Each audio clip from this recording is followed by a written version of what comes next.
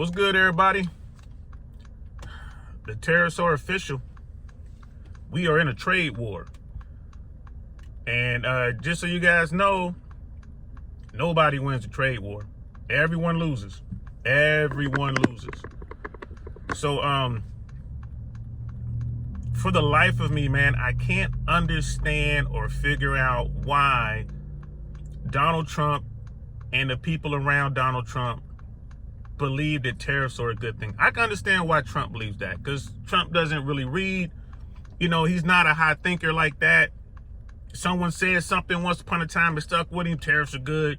Let's just, the other people are going to be paying. I get that with Trump. But the people around him, that's the part I don't get. Like, why? Now, of course, we're not in the room. We don't know what's being said. We don't know who's doing what. But America's going to feel the pain. Canada's going to feel the pain. Mexico's going to feel the pain. No one wins a trade war. No one. Tariffs are not good. Look at Wall Street right now. Wall Street was all in. They wanted the deregulation. They wanted Donald Trump. They were all in. And once the tariffs became official, I mean, bro, the market just fell off a cliff. And this is just the beginning. The market hasn't priced in the retaliation that's going to come from Canada, Mexico, Europe, as well as China. So guys, you guys need to just brace for impacts. Brace, brace, brace. Everyone's going to feel this. If you thought prices were high with eggs and gas and all that leading up to this, man, you just wait. Everything's going up. Produce, your lettuce, avocados, all that kind of stuff, man, all that's going up. Energy in certain parts of America is going up because we get a lot of our energy from Canada, right? People are like, oh, baby drill is going to save us. No, it's not. There's a reason we was getting all our energy from Canada to begin with.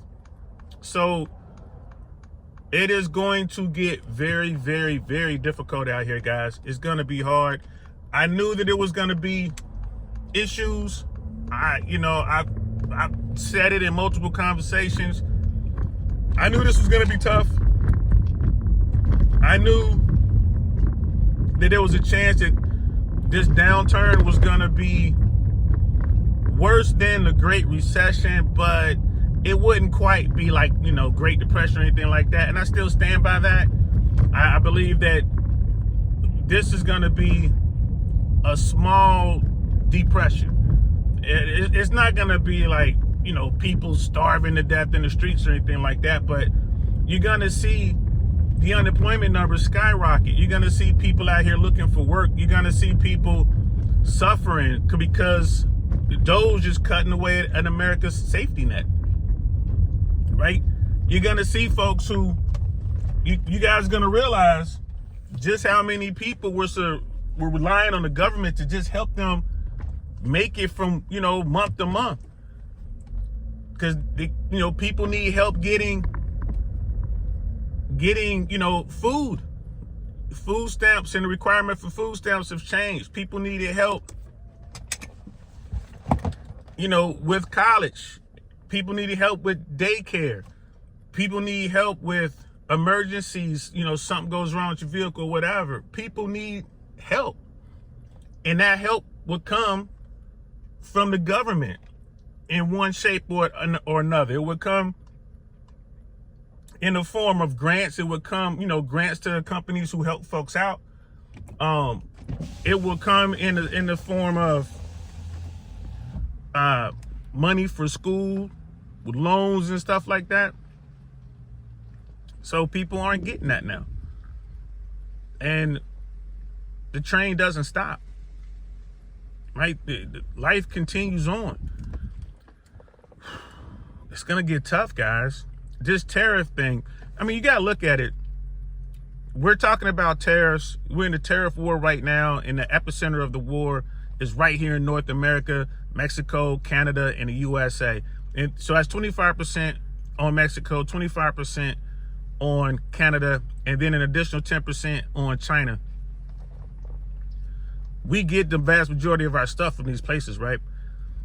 And then to think that these countries aren't going to retaliate. Canada's already said what they're going to do. They, Justin Trudeau's on his way out as the prime minister of Canada. He was doing a press conference. He was like, look, Canada's not going to just sit back and take this. They know it's going to cause them pain. Canada needs to trade with America probably more than America needs to trade with Canada. They know it's going to cause pain. But they're not going to sit there and allow themselves to get strong-armed. They're going to fight back.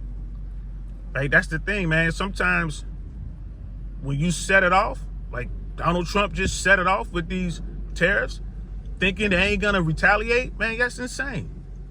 That's insane. You punch somebody in their face 9.5 times out of 10, they gonna strike back. It's just a reflex. Right? Mexico has already said they gonna do something. Right? Europe is talking about it.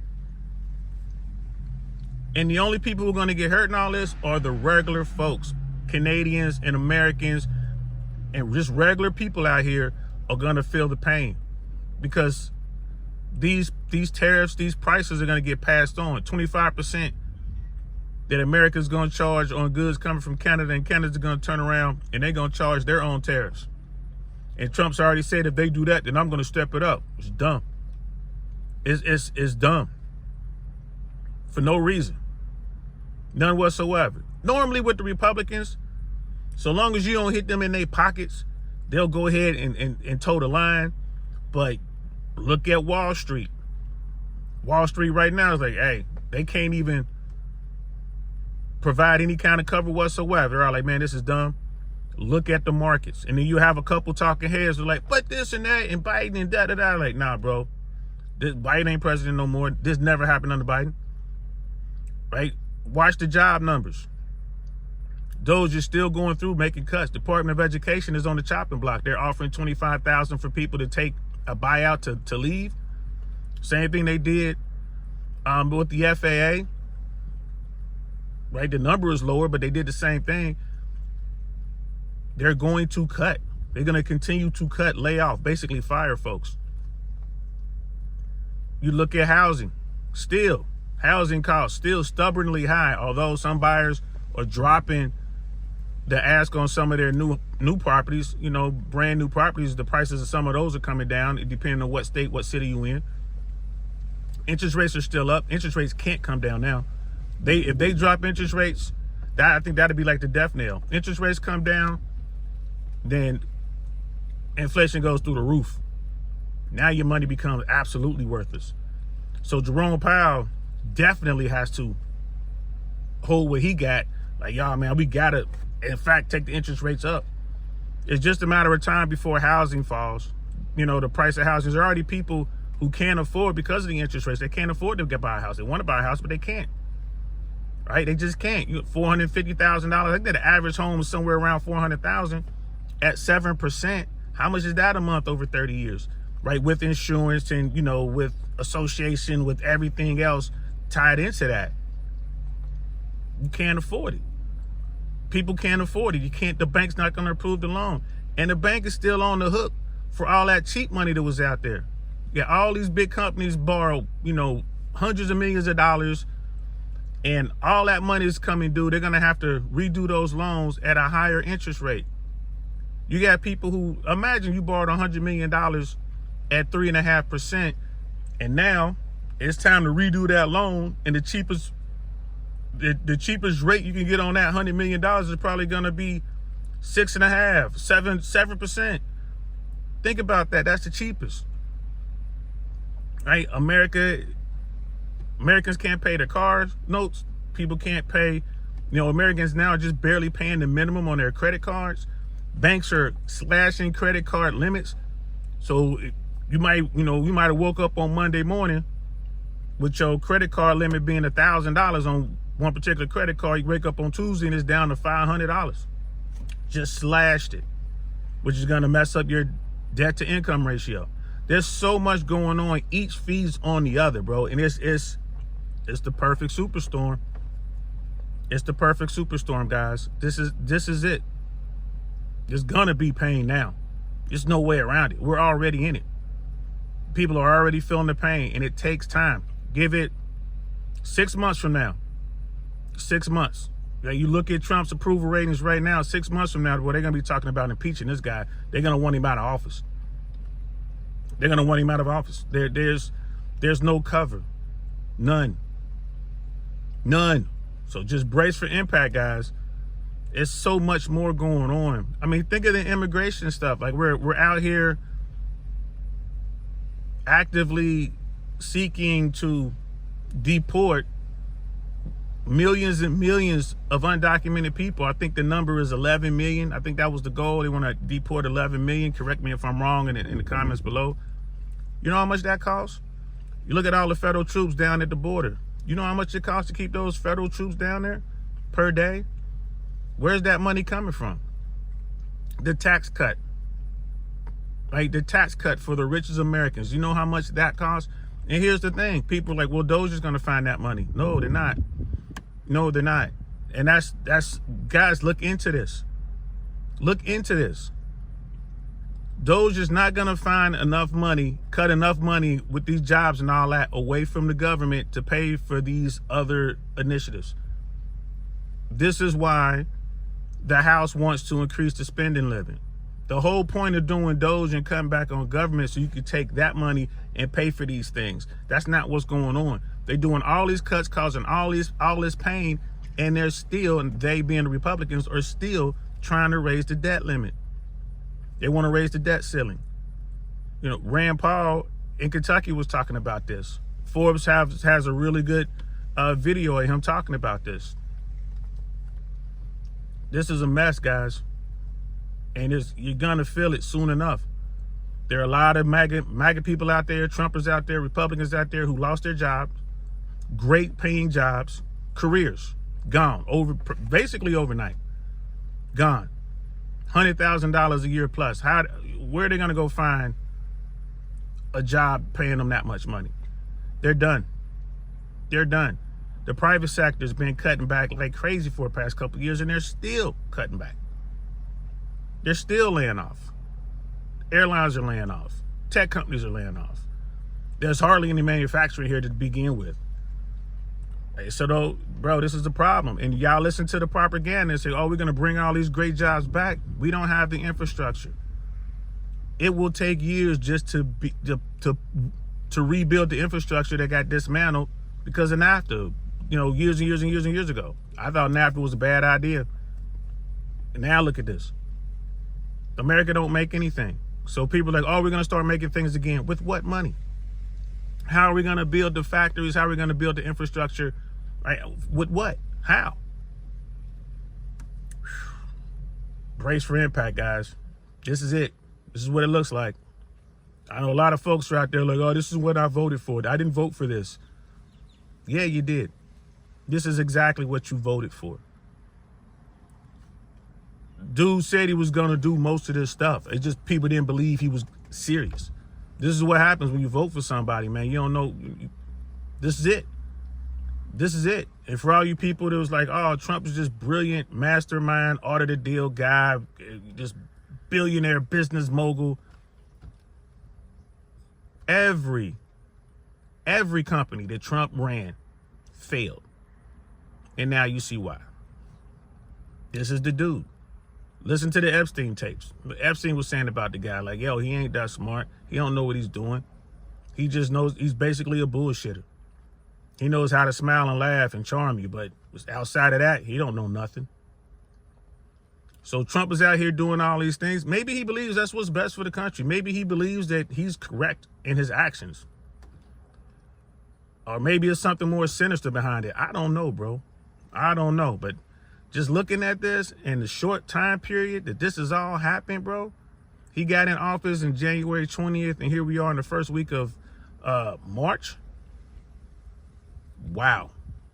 So a lot of damage has been done. There's a lot more coming. So I don't know, guys. Let me know. If you're a Trumper out there, I'd love to hear what you have to say. I'm noticing Trumpers are getting real quiet these days.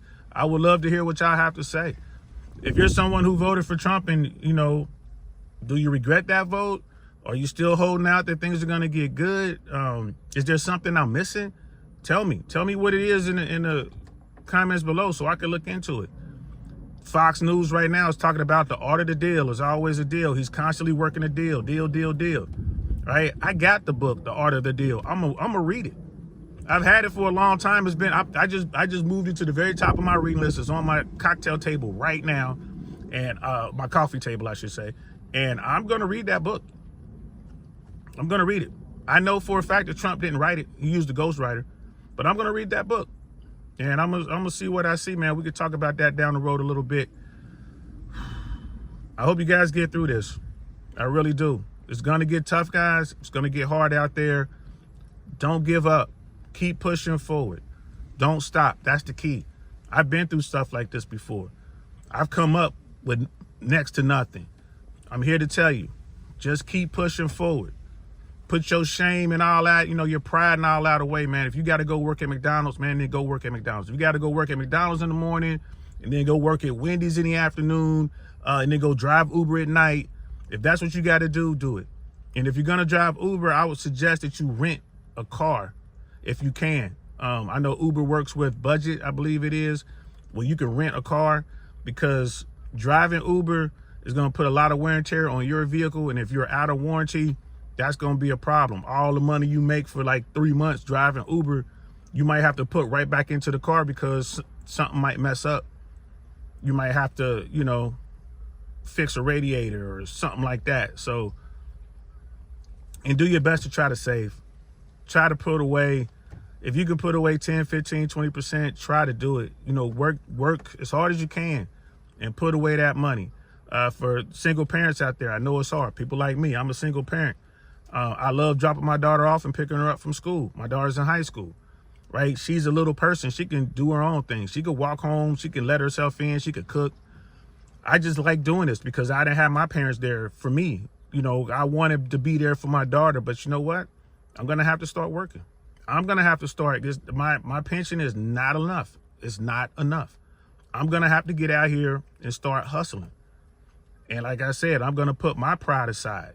So you might pull up out here somewhere in Central Florida. You might see me working the drive-thru at Dunkin' Donuts or something. I ain't too proud not to do that. I'm gonna get out here and make this money so my daughter doesn't have to suffer. I'll take on the brunt of that. I'll go out here and make it happen because she still needs stuff for school. She still needs her instruments to be serviced, like her trombone. She still needs clothes. She still needs, ensemble attire. She still needs the band uniform.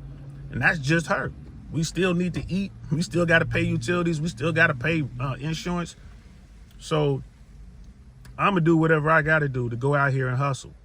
And set your goals. When you go out here to go out here and make this money, set your goals and track the money that you're making. And I mean, it's just going to help you. You'll get that sense of accomplishment if you set your goals and you hit it. Like, okay, I'm going to make $500 over the next 2 weeks. And then you make that. Let's say you make $600 or $700. Cool. If your goal is like, break it all the way down. If you got to do it per day, I got to make, I'm going to make an additional $3,000 this month. So that's going to break down to, I need to make this much money. I need to make $125 a week and just break it down. All right, I'm going to make this much at the restaurant. I'm going to make this much over here at the store, like Target or Walmart or something like that. And then I can drive to make up the difference. End of the month, boom, I hit my goals. I made $3,000, I made $3,500, whatever the case may be. And lastly, don't be afraid to reward yourself for your hard work. When you out here busting your butt, you out here trying to make it happen, you reach your goal, and let's say you went over a little bit. Instead of making $3,000, let's say you made $3,500. Don't be afraid to go ahead and take one day off and grab your family or your loved ones, or just treat yourself and just go out and get yourself something nice. Like go out and maybe have a sit down meal, or go out and get yourself a nice ice cream or something. Go do something. Go watch a movie or pay for a movie at home on pay-per-view or whatever. Don't be afraid to treat yourself. Don't go crazy with it now. You made an extra $500, take $200 and go out and treat yourself. Go out to the local bar, man, have a drink, doing happy hours, still be frugal, and go watch the game or something. Go go see your friends, go see your family. treat yourself, and then get right back to work. All right. So that's it. That's all I got. Now, brace yourself, guys. It's only going to get worse from here, but we will get through it. America and Americans are very resilient. We will get through it. Just keep your head down. Keep pushing forward. I'm DL Saint. I'll talk to y'all later. Peace.